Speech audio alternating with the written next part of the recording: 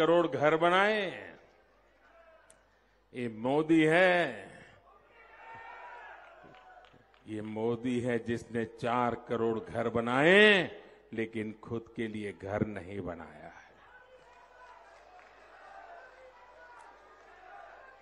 मेरे परिवारजनों, गरीबों का घर हो, मुफ्त राशन हो, मुफ्त इलाज हो, आज इन पर भाजपा सरकार लाखों करोड़ रुपए खर्च कर रही है। यानी देश का पैसा गरीबों के काम आ रहा है।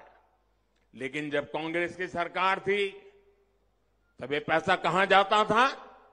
तब देश का लाखों करोड़ रुपया 2G घोटाले में जाता था, कोयला घोटाले में जाता था, कॉमनवेल्थ घोटाले में जाता था, हेलीकॉप्टर घोटाले में जाता था।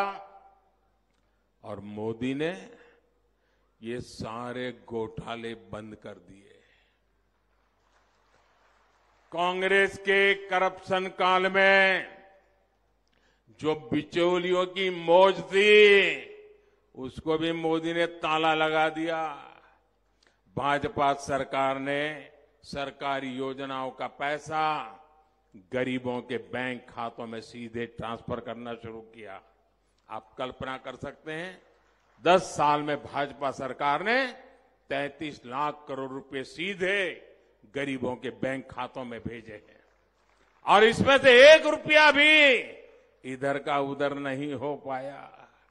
साथियों, कांग्रेस किस तरह गरीबों का हक छीनती है उसका जीता जागता प्रमाण है फर्जी लाभार्थी घोटाला।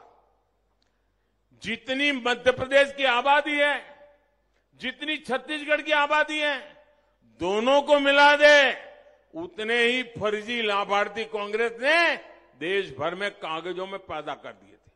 जिसका जन्म नहीं हुआ वो लाभार्थी बन जाता था। यानी करीब करीब 10 करोड़ फर्जी नाम ऐसे थे जिनका असल में जन्म भी नहीं हुआ था, लेकिन कांग्रेस सरकार उनके नाम पर तिजोरी से पैसे निकालती थी और पैसे गायब हो जाते थे। लोग कांग्रेस के चेले चपाटाओं के जेब में चले जाते थे, उनके दलालों के हवाले कर दिया जाता था। भाइयों बहनों, इसलिए जब गरीब के राशन की दुकान पर जाता था तो गरीब को पता चलता था कि उसका राशन तो कोई और ले गया। जब किसी जरूरतमंद के बच्चे को स्कॉलरशिप चाहिए होती थी तो वो हक भी कोई और छीन लेता था। गैस सिलेंडर की सब्सिडी सरकार भेजती थी लेकिन वो सीधी कांग्रेसी चेले चपाटों की तिजोरी में जमा हो जाती थी। लूट का खेल ऐसे ही चल रहा था। लेकिन कांग्रेस का दुर्भाग्य आपने एक चौकीदार को बिठा दिया। 14 में मोदी आ गया और मैंने कांग्रेस के फर्जी लाभार्थी घोटाले पर ब्रेक लगा दी। ये जो 10 करोड़ फर्जी लाभार्थी कांग्रेस ने कागजों में पैदा कर रखे थे, हमने उन्हें भी बाहर निकाल दिया। आज इस वजह से गरीबों के 3.25 लाख करोड़ रुपए, याद करो 3.25 लाख करोड़ रुपए, कितने? 3.25 लाख करोड़, कितने? जरा बोलिए, आपके पैसे मैंने बचाए हैं, कितने? 3.25 लाख करोड़ जो सरकारी तिजोरी से चेले चपाटों के कांग्रेस के दलालों की तिजोरी में जाने थे, उसको मोदी ने बचा करके आपके हवाले कर दिया है। यह काम किया है जी। अब आप सोचिए, जब कांग्रेस को, उसके चेले चपाटों को, उसके दलालों को इतना बड़ा नुकसान हो गया, भ्रष्टाचार की काली कमाई को मोदी ने रोक दिया, तो मोदी का क्या करेंगे? क्या करेंगे? गाली देंगे कि नहीं देंगे? गाली देंगे कि नहीं देंगे ना? ये जो गालियां पड़ रही है ना, उसका कारण वही है, मोदी ने सारी दुकानें बंद करके रखी है। और मोदी को कौन लाया? कौन लाया मोदी को? मोदी में हिम्मत कहां से आई? ये देश की जनता है जो मोदी को लाई है और देश की जनता के आशीर्वाद है जिससे मुझे ताकत पाई है। इसलिए कांग्रेस अपनी सारी दुश्मनी मोदी के साथ ही देश की जनता से भी निकाल रही है। वो सिर्फ मुझे नहीं आपको भी परेशान करने में लगी हुई है। मेरे परिवारजनों, मध्य प्रदेश के मेरे प्यारे भाई और बहनों, आपको मेरी एक सीख याद जरूर रखनी है। कभी मत भूलिए, कांग्रेस आई तबाही लाई। जहां जहां कांग्रेस आई वहां वहां तबाही लाई। अगर गलती से भी कांग्रेस आ गई तो फिर तो आपको सरकार से मिलने वाली सारी मदद ये बंद कर देंगे। कांग्रेस आई तो मुफ्त राशन मिलना बंद हो जाएगा। कांग्रेस आई तो मुफ्त इलाज मिलना बंद हो जाएगा। कांग्रेस आई तो किसान सम्मान निधि के पैसे मिलने बंद हो जाएंगे। यहां जो शिवराज जी की सरकार ने लाडली बहना, लाडली लक्ष्मी जैसी योजनाएं चलाई हैं, ये उनको भी नहीं छोड़ेंगे। इसलिए आपको अपना एक एक वोट को कमल के फूल पर डालकर कांग्रेस के घोटालेबाजों को रोकना है। आप मेरी एक बार और आखिर याद रखिएगा, यहां एमपी में कांग्रेस ने आपके सामने दो ऐसे नेता खड़े किए हैं जो कई दशकों से मध्य प्रदेश कांग्रेस को चलाते हैं। अब आज क्या काम कर रहे हैं? दोनों कपड़ा फाड़ नेता बन गए हैं। एक दूसरे के कपड़े फाड़ रहे हैं और दूसरे को अपने समर्थकों को कहते तू उसके कपड़े फाड़, वो अपने चेलों को कहता तुम उसके कपड़े फाड़। यही नेता एमपी को दशों तक अभाव में रखने वाले एमपी को वंचित रखने के लिए जिम्मेदार है। ये आपके बेहतर भविष्य का भरोसा कभी नहीं दे सकते। इनका तो अभी बस एक ही एजेंडा है, 3 दिसंबर को भाजपा से हारने के बाद मध्य प्रदेश कांग्रेस पर किसका बेटा कब्जा करेगा। उनकी लड़ाई ये है, अपने बेटों को सेट करने में वो पूरे मध्य प्रदेश को अपसेट करने में लगे हुए हैं।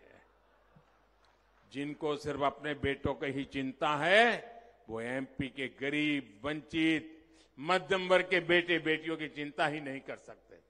मेरे परिवारजनों, सतना सहित पूरे विंध्य क्षेत्र के विकास में हमें मिलकर तेज करना है। भाजपा सरकार इस क्षेत्र के पर्यटन उद्योग को नया विस्तार देने चाह रही है।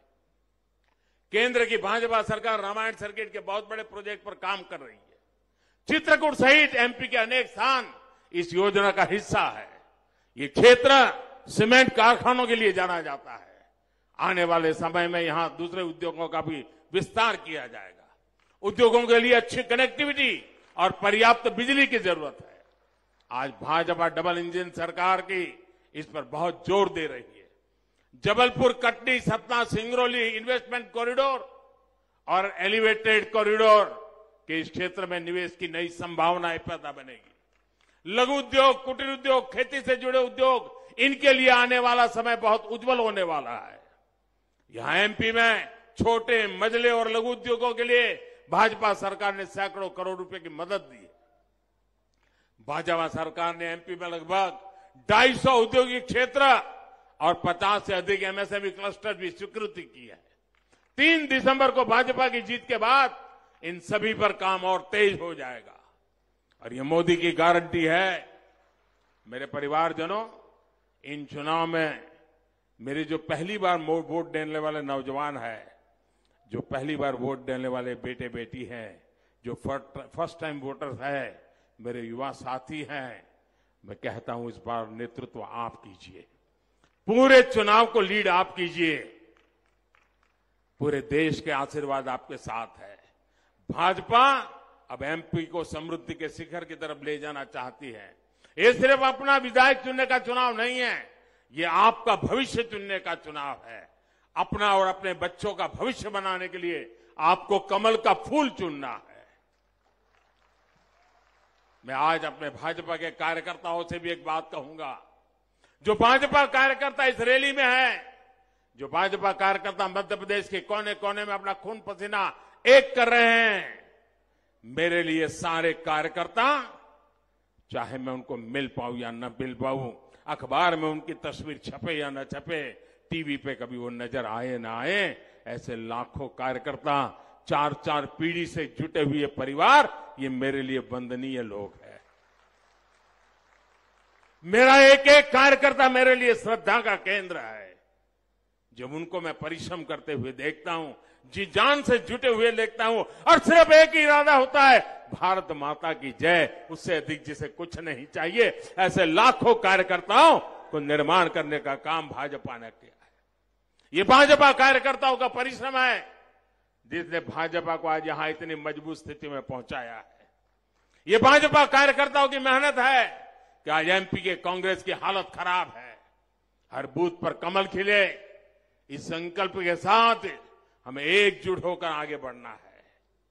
आप घर घर जाएंगे, इतनी बड़ी सभा के बाद ये तो नहीं कहोगे ना बहुत हो गया, ऐसा नहीं करोगे ना। हर बूथ में जाओगे, कमल खिलाओगे, कांग्रेस को साफ कर दोगे, बीजेपी को शानदार जिताओगे, पक्का, गारंटी।